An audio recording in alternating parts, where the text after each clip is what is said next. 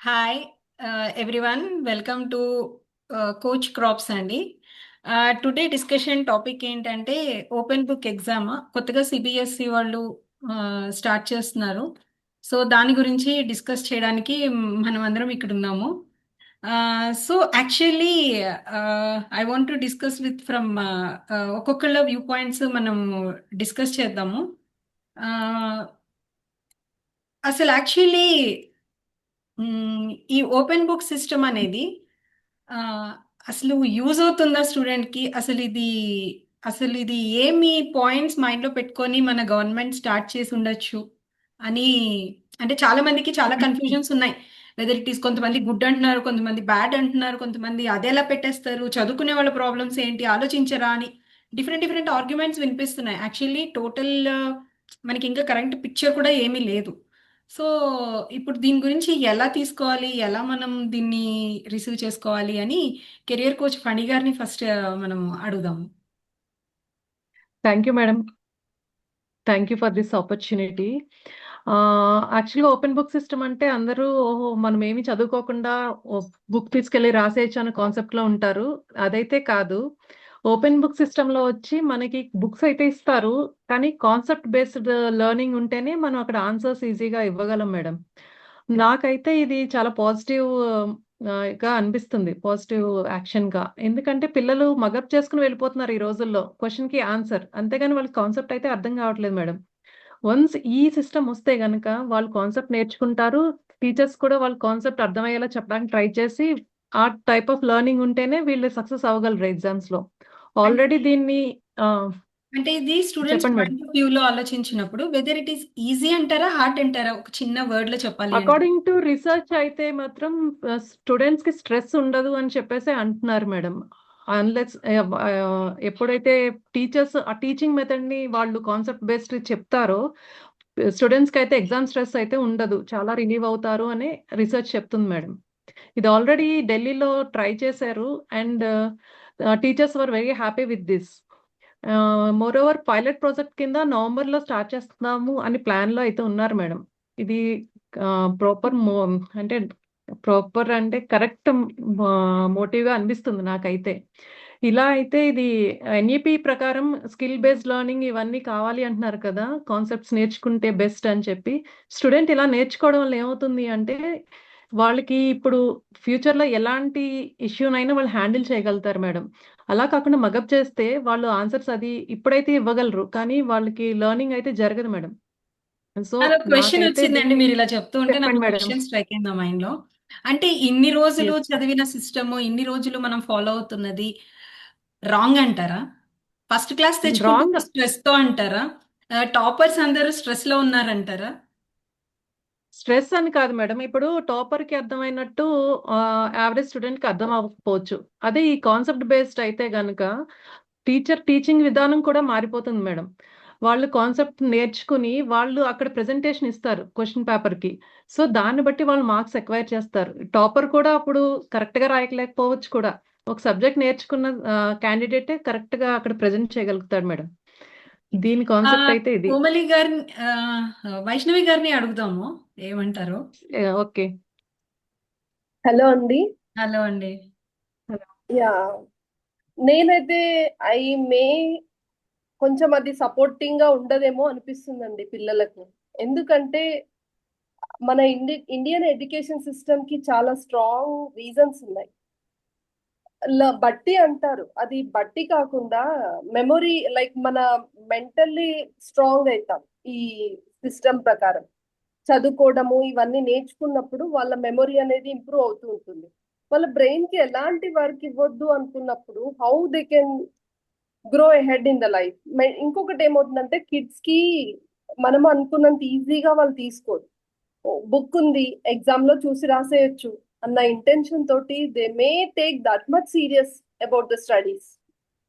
Foundation ఇంతకు ముందు ఉన్నంత ఈజీగా ఫౌండేషన్ ఉంటుంది. నెక్స్ట్ ఈ ఓపెన్ బుక్ సిస్టమ్ కి వెళ్తే foundation may not be strong అని అనుకుంటాను.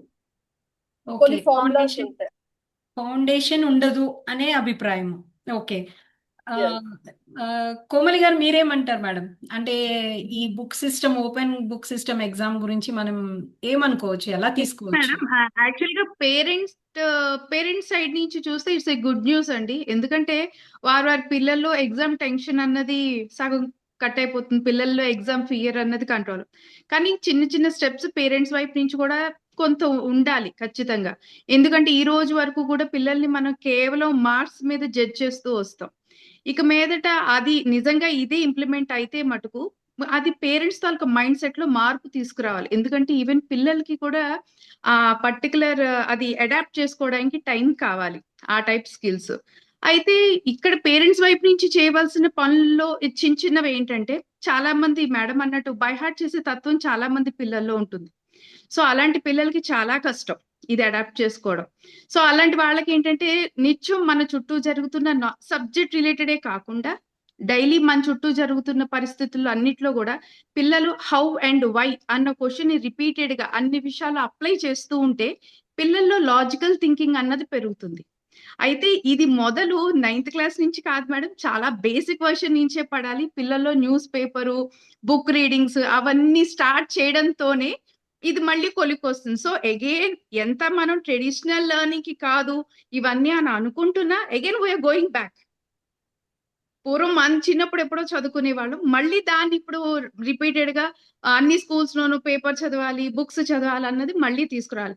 అయితే ఇందులో ప్లస్లు ఉన్నాయి, మైనస్లు ఉన్నాయి మేడం.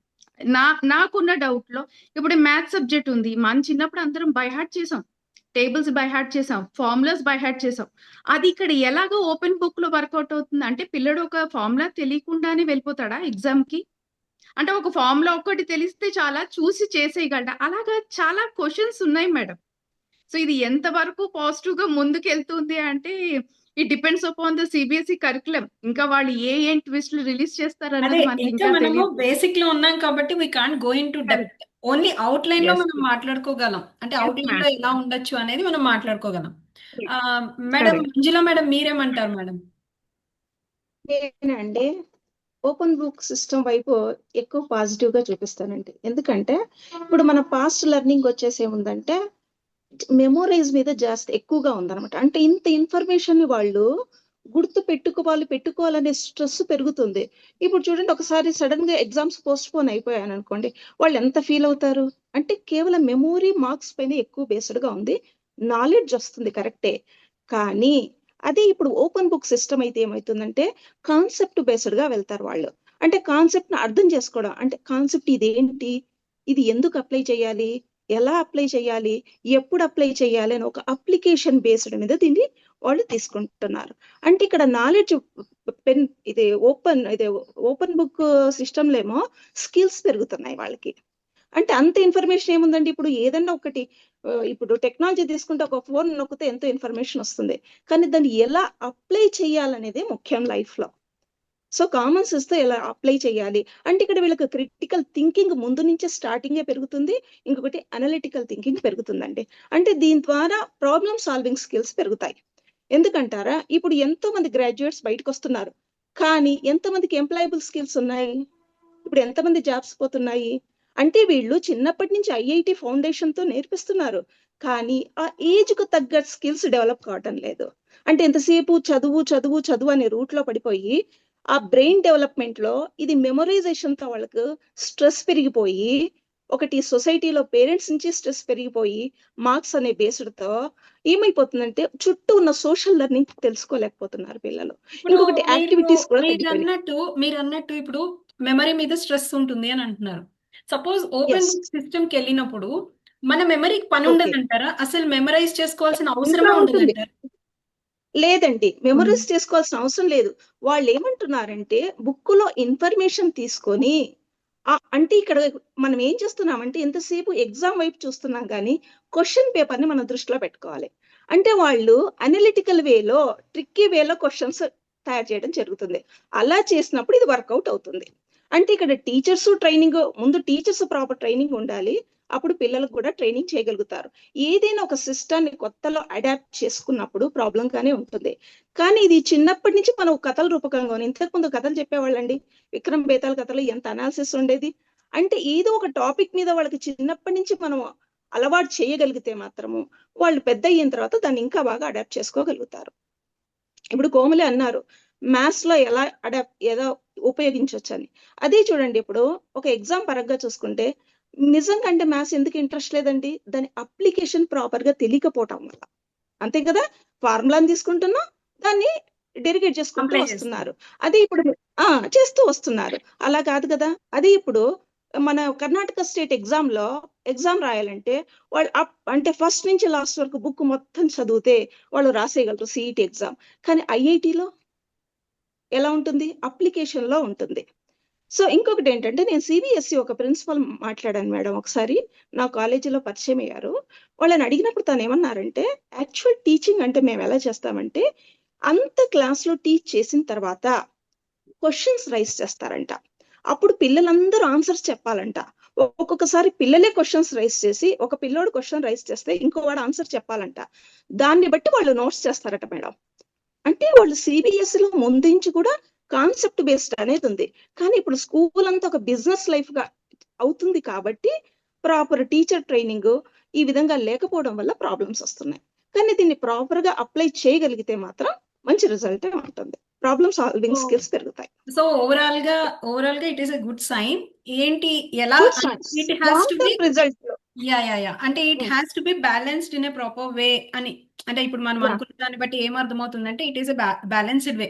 అంటే కొన్ని ట్రెడిషనల్ వేలో కొన్ని తగ్గినప్పుడు ఈ న్యూ మెథడాలజీ కొన్ని మనకి అవేర్నెస్ ని, క్రిటికల్ థింకింగ్ ని అండ్ ఏమంటారు అర్థం చేసుకునే కెపాసిటీ, అప్లికబిలిటీ, అంటే ఒక బ్రెయిన్ ని ఓవరాల్ గా షేప్ చేస్తారనమాట. ఓన్లీ మెమరైజ్ మీద మాత్రమే కాన్సన్ట్రేషన్ కాకుండా ఇన్ ఫర్దర్ గా ఇంకా మనకి ఏమేమి అప్డేట్స్ వస్తాయో, ఏమేం పాయింట్స్ యాడ్ చేస్తారో గవర్నమెంట్, అవన్నీ చూసుకున్నప్పుడు we can be very clear this అని. Thank you very much. ఇక్కడ ఏంటి థ్యాంక్ యూ అండి. Thank you very much. అందరూ టైం తీసుకొని అందరం ఇక్కడ కూర్చొని ఒక టాపిక్ గురించి డిస్కస్ చేసుకొని కొంతమంది చిన్న డౌట్ అండి. యా చెప్పండి. నితిన్ మ్యామ్, మీ ఉద్దేశపరంగా ఒక పర్ఫార్మెన్స్ కోచ్ గా మీ ఉద్దేశం ఏంటంటారు? ఇంటెన్షన్ కూడా చెప్పండి. Actually it is a good sign. Actually మన ట్రెడిషనల్ మెథడాలజీ చూస్తే ఏంటంటే పేరెంట్స్ మెంటాలిటీ ఎంతసేపు ఎలా ఉంటుందంటే, వెళ్తే ఇంజనీరింగ్కి వెళ్ళు లేకపోతే డాక్టర్కి వెళ్ళు, ఈ రెండే కెరియర్ పాత్స్ కనిపిస్తున్నాయి కాబట్టి వేరే ఏవి కనిపించట్లేదు. ఇప్పుడు గొర్రెల్లో మందల్లాగా వెళ్ళిపోతున్నారు. వాడికి 90 వచ్చిందా, నీకు 90 ఎందుకు రాలేదు? వాడికి 99 వచ్చింది, నీకు 90 ఎందుకు? 90 వచ్చినా సాటిస్ఫై లేదండి ఇప్పుడు పేరెంట్స్ కి. 90నేనా అంటున్నారు. 80 అంటే అసలు లెక్కలో లేదు. 80 అన్నా కానీ 80నా అంటున్నారు. అంటే ఏంటి, ప్రెషర్ తీసుకుంటున్నారా? వాళ్ళ కాన్సెప్ట్ అర్థం చేసుకుంటున్నారా, అర్థం చేసుకోవట్లేదా? వాళ్ళకి థింకింగ్ పవర్ ఉందా, గ్రాస్పింగ్ పవర్ ఉందా? ఈ పాయింట్స్ ఏవి కన్సిడర్ చేయట్లేదు.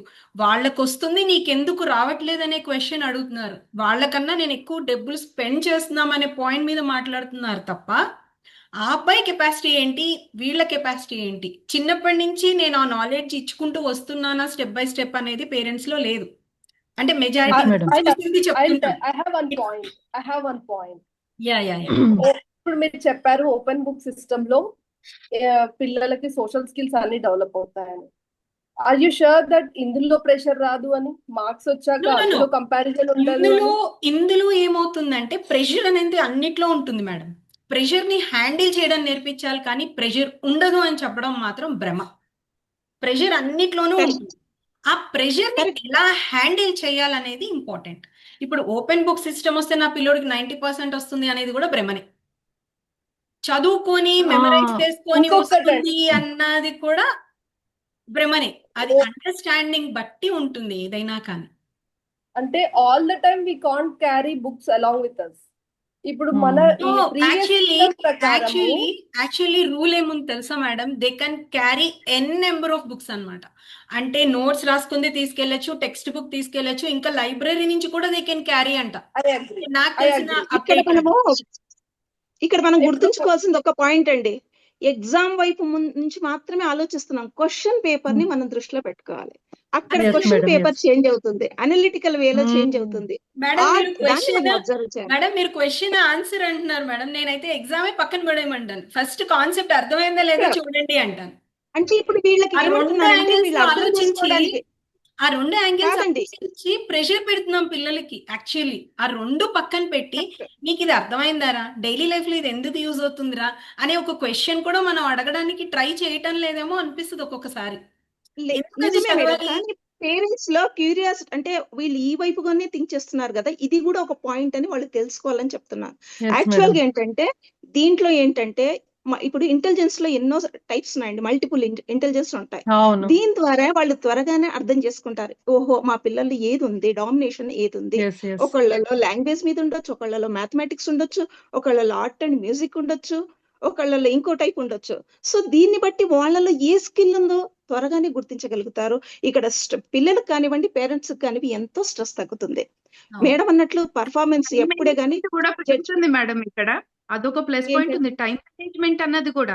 ఇప్పుడు రేపు ఎస్ ఎగ్జామ్స్ మేడం. లో కూడా వాళ్ళు ఖచ్చితంగా ఇంత టైం అని ఇవ్వరు కదా, ఎన్ని బుక్స్ ఉన్నా మనం తిరగేయడానికి. They will be a time limit. అందులో ఇంకొక ఇంట్రెస్టింగ్ పాయింట్ ఏంటి తెలుసా మేడం, ఆ ఉన్న లిమిట్ లో ఆ పర్టిక్యులర్ కాన్సెప్ట్ ఏ చాప్టర్ లో ఏ పాయింట్ లో ఎక్కడుంది అనే నాలెడ్జ్ ఉండాలి కదా.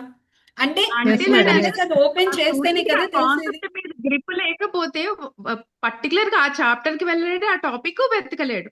సో బేసిక్ స్కిల్స్ అన్నది కామన్ గా ఉండాల్సింది. ఇంకోటి అండి, ఒక గురుకులంలో ఇప్పుడు వాళ్ళు ఎలా చేస్తారంటే, ఇప్పుడు 5th క్లాస్ లో చదువు అయిపోయింది అనుకోండి, ఆ 5th క్లాస్ పిల్లలు జూనియర్స్ కంటే 4th క్లాస్ కి స్కూల్ 3rd క్లాస్ కి వాళ్ళు టీచింగ్ చేస్తారట. అంటే ఎస్ ఏముంది మేడం. ఇక్కడ ఇంకొక ఫ్యామిలీ concept వాళ్ళు టెక్నిక్ అని నేర్చుకున్న ఆ దాన్ని టెక్నిక్ ద్వారా Concept. రివిజన్ అవుతుంది సబ్జెక్ట్ ఇవన్నీ బాగా. అది అంటే రివిజన్ మనలో ఎంత కన్నా కావాలో అంత తీసుకుంటాం.